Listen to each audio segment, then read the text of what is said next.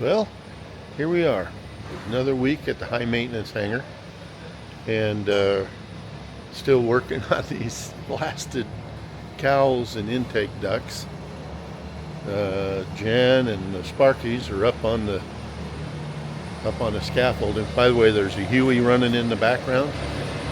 So the fellas are lifting the cowl up high enough that they can get the intake duct installed. Alright, so Jan over here, he's got the top portion. We're feeling really good about this.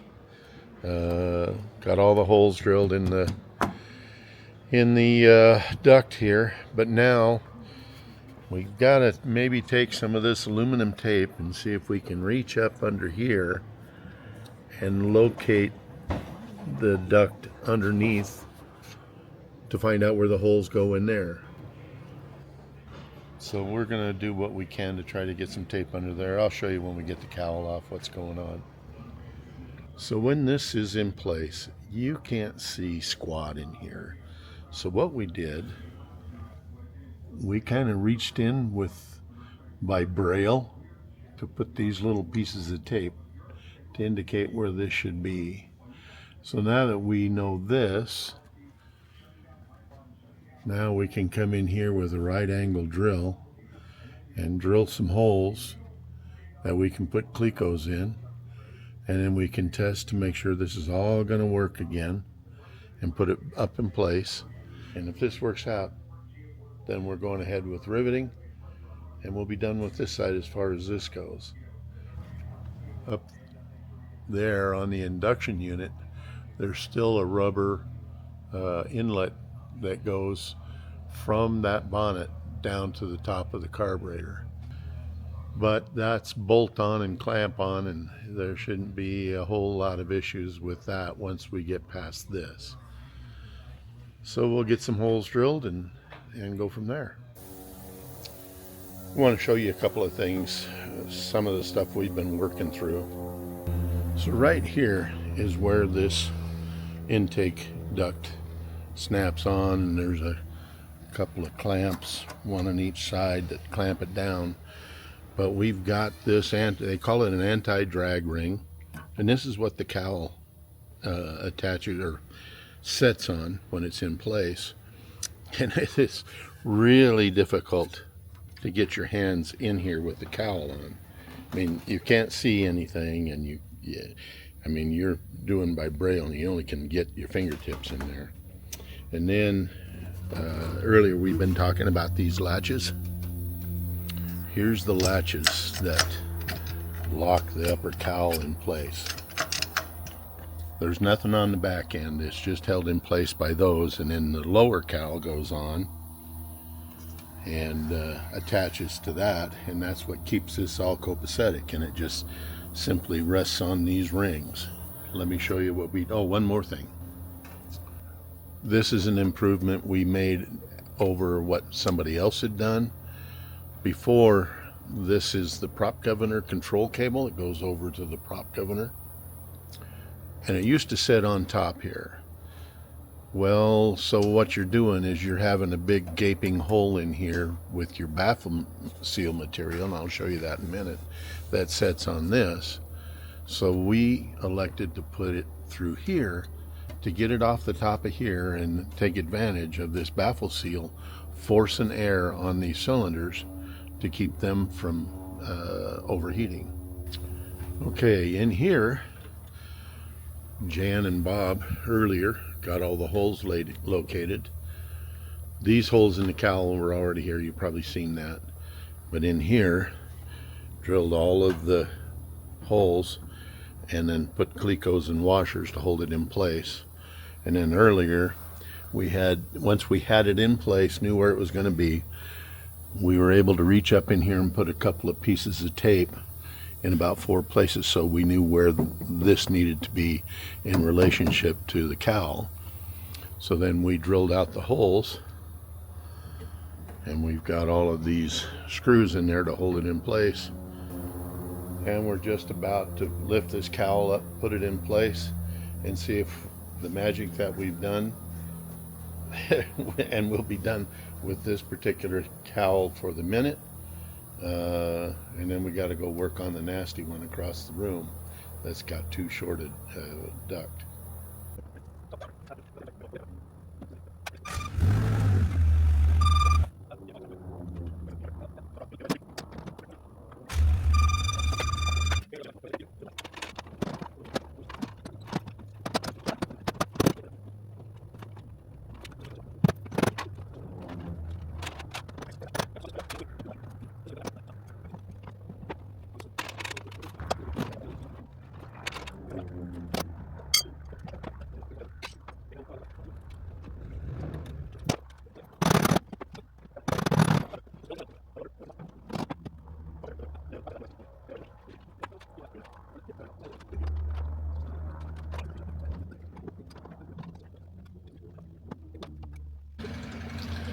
Well, there's a motor going next door, and I hope you can hear this, but I got to film the moments when they're here. Yeah, Jan just finished getting this intake duct all riveted. It's all riveted inside, and screws, nuts, and washers, and it's all riveted across the top here. So we've got some paint stuff we've got to deal with in a couple of places, but yeah, we're pretty happy. That duct is going flying. So the next step is going to be putting a cowl on and making sure it still fits. It's funny how after you get done riveting, no matter how hard you fit it, fabricate it, or whatever term you want to use, it always changes as soon as you set the rivets. So hopefully we haven't got any problems. I don't know if we'll get this put on today or if it'll be Friday. Okay, as you might be able to see, the cowl is up there on the engine, and it all seems to fit pretty well. We've got a couple of little things we got to tweak, but all in all, we're pretty happy. The one latch is latched completely.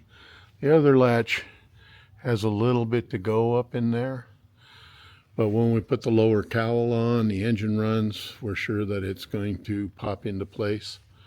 But more importantly, this intake duct is part of this cowl, so that's pretty exciting. So this one was the easy one. Now we get to go work on the other one, which is probably going to really suck, and I'll explain why. Hey, just walked into the hangar and we got a care package. No, it's not a jack, that I can assure you.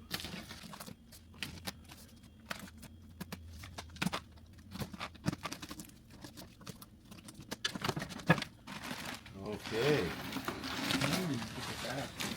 some spare parts. That one's got to come apart and throw away. This is all torn up. That's cool. That's an exhaust part we don't have.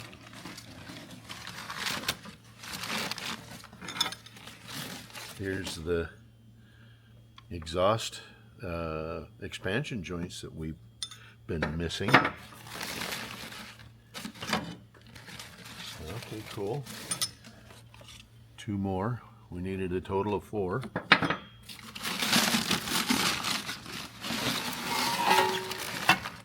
Here's another exhaust pipe that we do not have a spare of. Neither one of these did we have a spare, so that's great.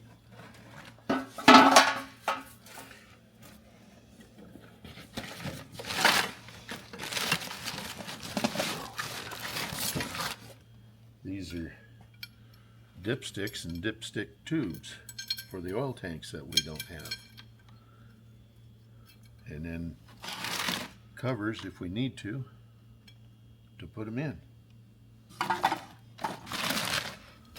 So this is pretty groovy.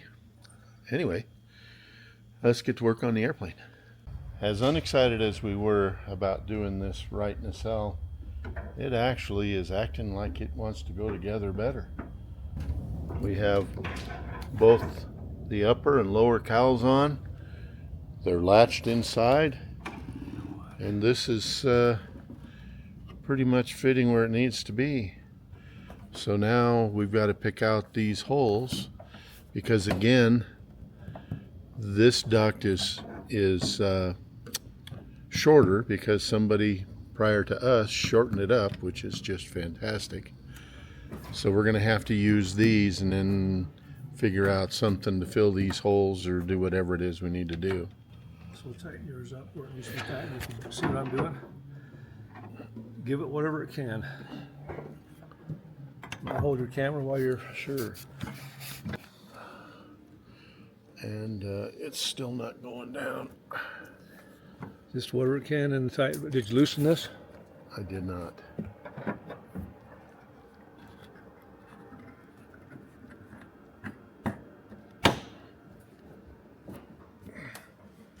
Now we got pressure on it. Give it a little tightness.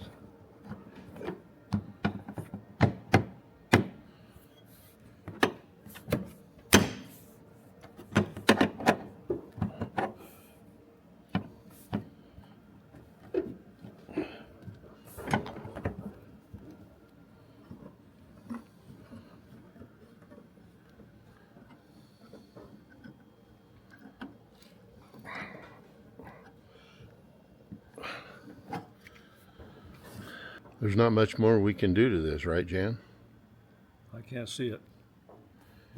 We just got to make some. We just have to make it work, which is what we'll do. Go in here. See if I'm catching any rubber here. Yeah. And I think that's too much. Won't do it. Okay. And that for sure won't do it. Well, Yeah, I've just barely got a sliver of orange. Yeah. mark it? No. Yeah. Nope. It did not. Okay. Well, we're going to take these cowls off one more time.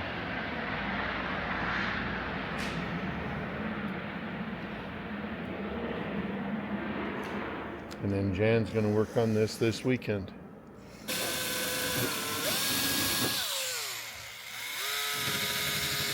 Yeah, you're not finding nothing in there. Clear there, huh?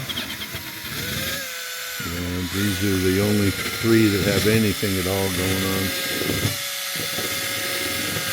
Wow. Yeah, there's nothing in those holes, man. I don't think there is. Nope.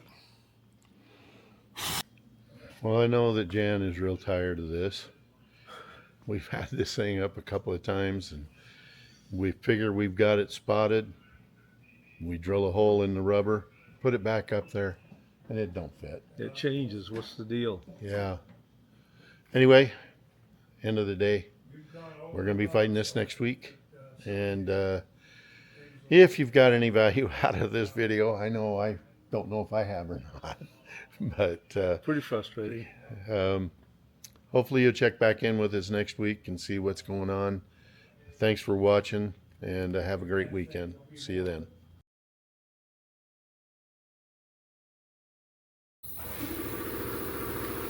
Of course it does.